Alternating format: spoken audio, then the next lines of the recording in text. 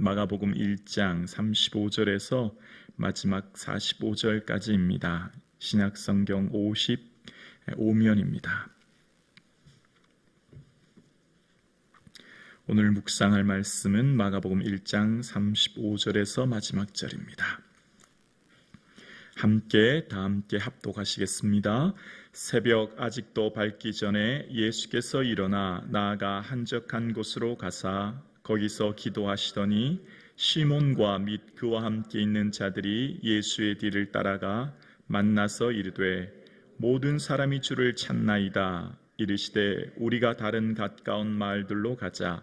거기서도 전도하리니 내가 이를 위하여 왔노라 하시고 이에 온 갈릴리에 다니시며 그들의 여러 회당에서 전도하시고 또 귀신들을 내쫓으시더라. 한 나병한 자가 예수께 와서 꿇어 엎드려 간구하여 이르되 원하시면 저를 깨끗게 하실 수 있나이다. 예수께서 불쌍히 여기사 손을 내밀어 그에게 되시며 이르시되 내가 원하노니 깨끗함을 받으라 하시니 곧 나병이 그 사람에게서 떠나가고 깨끗하여 진지라. 곧 보내시며 엄히 경고하사 이르시되 삼가 아무에게도 아무 말도 하지 말고 가서 내 몸을 제사장에게 보이고 내가 깨끗하게 되었으니 모세가 명한 것을 드려 그들에게 입증하라 하셨더라. 그러나 그 사람이 나가서 이 일을 많이 전파하여 널리 퍼지게 하니 그러므로 예수께서 다시는 드러나게 동네에 들어가지 못하시고 오직 바깥 한적한 곳에 계셨으나 사방에서 사람들이 그에게로 나오더라. 아멘. 하루는 우리 일생의 샘플이 됩니다. 마치 벽돌 한 장이 한 장이 큰 담벼락을 이루듯이 인생을 바꾸려면 오늘 하루를 바꿔야 되지요. 그러니까 우리의 삶 가운데 분초마다 지나가는 이 하루가 곧 인생의 전체를 대표한다 할 수 있습니다. 그렇다면 이 하루를 어떻게 살아야 할지, 또 어떻게 살아가는 것이 지혜로운 삶인지를 오늘 본문은 우리에게 말합니다. 바로 예수님의 하루입니다. 예수님께서는 이 하루를 어떻게 살아내셨는지를 오늘 본문을 통해 말씀하시는데요. 그것은 바로 35절에 나와 있습니다. 새벽 아직도 밝기 전에 예수께서 일어나 나가 한적한 곳으로 가사 거기서 기도하시더니 라고 이야기합니다. 예수님의 하루는 기도로 하루를 시작하셨다는 거예요. 그러니까 예수님은 기도가 필요 없으신 분이십니다. 그런데 굳이 이 새벽 아침 일찍 해가 밝기 전에 기도하시는 이유는 무엇일까요? 우리를 통하여 얘들아, 너희들은 이렇게 살아야 해. 얘들아, 하루는 이렇게 시작해야 되고 하루의 삶은 이렇게 삶을 살아야 한단다 라고 하는 것을 우리에게 보여주시는 거죠. 그러니까 예수님께서는 때와 장소를 구별하셔서 기도하셨습니다. 그러니까 새벽이라고 하는, 아직 해가 밝기 전이라고 하는 때를 구별하셨고, 그러니까 하루의 24시간 중에 분명히 구별된 시간이 있었다는 거예요. 그리고 장소를 구별하셨습니다. 한적한 곳이라는 거예요. 그 한적한 곳에서 홀로 때와 장소를 구별하셔서 하나님을 독대했습니다. 하나님과의 온전한 만남이 이루어졌던 거죠. 마가복음에 보면 끊임없이 등장하는, 그러니까 두 번이나 강조해서 얘기한 게 있는데요. 바로 식사할 겨를도 없었다는 거예요. 3장 20절과 6장 31절에 보면 예수님은 식사할 겨를도 없이 사역을 하셨다. 오고 가는 사람이 많았다. 이런 표현을 합니다. 그럼 여러분 보십시오. 식사할 겨를도 없었다면, 그만큼 바쁘다면, 예수님의 하루의 시간이 그만큼 분초를 닦을 만큼 바쁘게 사역하셨다면 주님께서는 무엇이 더 소중한지를 우리에게 보여주시는 거예요. 여러분, 식사할 겨를도 없었던 주님은 기도 시간만은 반드시 지켰다는 겁니다. 하루를 반드시 기도로 시작하셨고 그 기도를 마쳤다는 것을 알게 되었습니다. 예수님께서는 새벽 미명에 기도하셨고 마가복음 6장 46절에 보면 무리를 작별하러 기도로 산으로 가셨고 저물매 홀로 계셨다라고 이야기합니다. 그러니까 시작과 마침이 기도셨다라고 하는 것을 말씀하는 거예요. 여러분, 기도와 예배의 공통점이 있어요. 반드시 정해진 시간과 장소에 나와 하나님을 독대하고 만나야 합니다. 그것이 있어야만 그 다음 삶의 기도, 삶의 예배가 이어지는 거예요. 그러니까 시간과 장소를 구별하여 드리지 않고 나는 기도한다, 나는 예배한다는 것은 온전한 예배, 온전한 기도를 할 수 없는 거예요.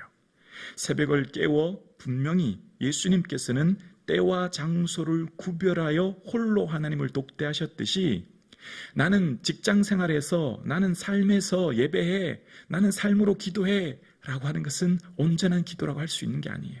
무신론자들도 마땅히 마음속으로 추상적으로 마음의 소원을 빌고 기도하지 않습니까? 그러니까 기도라고 하는 모범을 예수님 보여주신 중요한 잣대는 두 날개짓으로 올라가야 되는데요.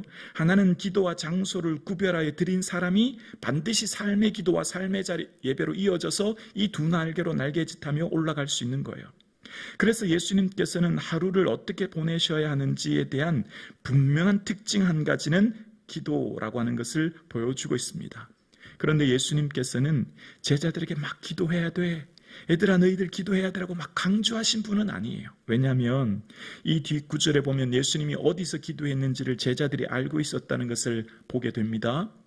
그런데 예수님께서는 기도를 모범으로 보여주셨고 등 뒤로 기도하는 것을 어떻게 해야 되는지 깨닫게 하셨지, 제자들을 괴롭히면서 곧 힘들게 하면서 기도하게 하신 분 아닌 것을 알게 되어집니다.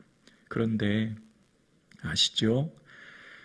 사도행전 6장에 보면 우리는 오로지 기도하는 일과 말씀 전하는 사역을 힘쓰리라. 예수님 하신 모습을 나중에 깨닫게 되는 거예요. 나중에 자녀들에게요, 기도해라 그럴 필요 없어요. 내가 기도하면 돼요. 내가 기도해야 산다, 어떻게 그렇게 기도 안 하냐 그럴 필요 없어요. 어머니가 기도하면 자녀들도 기도하는 줄로 믿습니다. 아버지가 기도하면 자녀들도 기도하는 거죠. 예수님께서는 어디 계셨는지를 제자들이 알고 있었다는 말은 예수님은 굳이 제자들에게 기도를 막 강요하시거나 윽박지르지 않았다는 거예요. 그냥 하루를 충실히 살아가셨고 기도의 삶을 사셨다는 것을 알게 되어집니다. 그리고 예수님께서는 가시면 그 모든 사역의 중심에는 전도셨다는 것을 말씀하면서 오늘 본문 후반절에 한 나병 환자가 등장하는 것을 보게 되어집니다.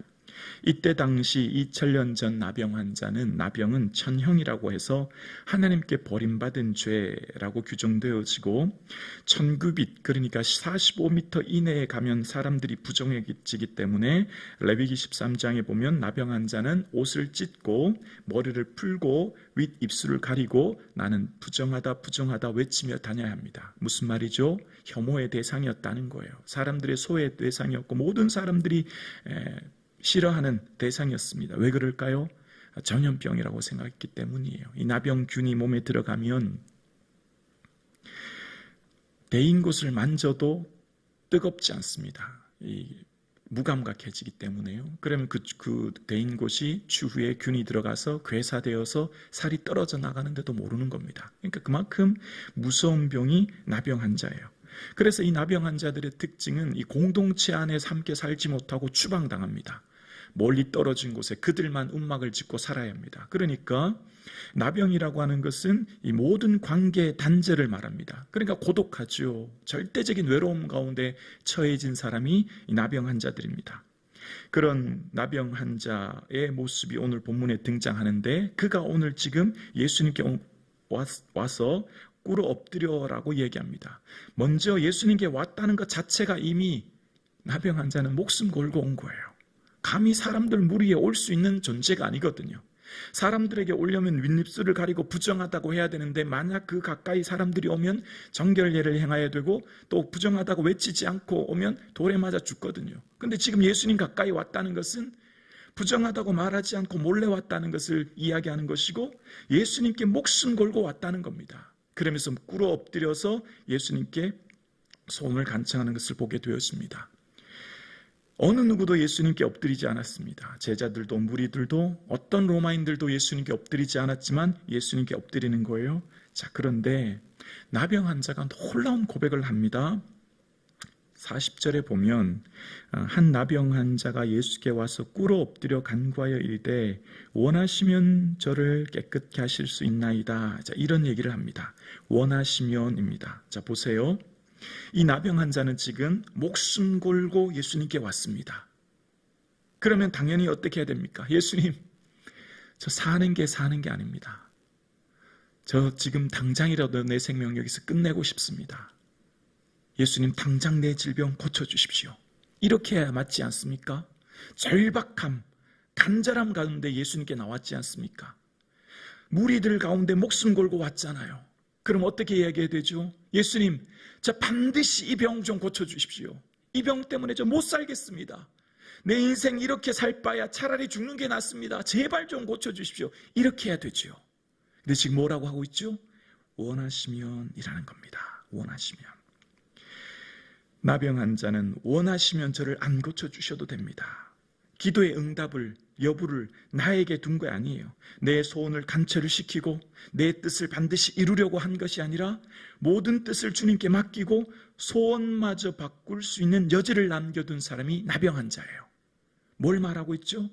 나병 환자는 육체적으로는 나병에 걸렸지만 영적으로는 아주 건강한 사람인 것을 보여주는 거예요. 오히려 나병 환자, 영적인 나병 환자들은 누굴까요? 무리들이에요, 무리들. 수많은 무리들이 영적인 나병 환자죠. 자기들의 뜻을 관철시켜야 하고 무엇을 얻어야 하고 무엇을 먹어야 하고 무엇을 반드시 해야만 되는 그런 사람들의 모습이 나병 환자였죠. 나병 환자는 예수님께 꿇어 엎드려 목숨 걸고 찾아왔는데 수많은 무리들은 예수님을 필요로 하지 않습니다. 자기들 필요만 채우기 위해 예수님을 쫓았을 뿐이지요.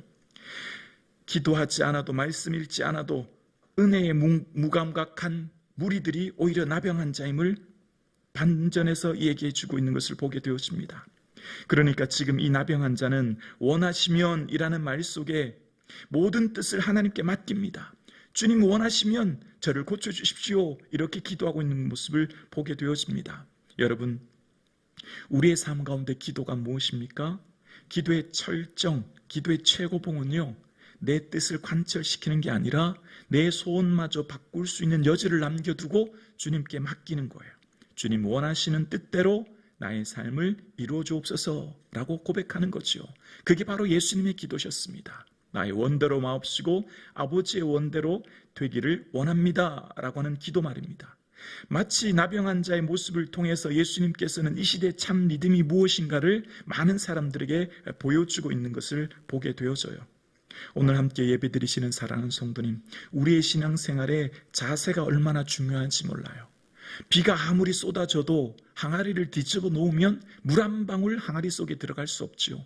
항아리 입구가 하늘을 향해야만 비가 그 항아리에 채워지듯이 나병 환자의 삶의 자세가 예수님께 전적으로 엎드리고 예수님을 찾아와 원하시면 저를 깨끗게 하실 수 있나이다.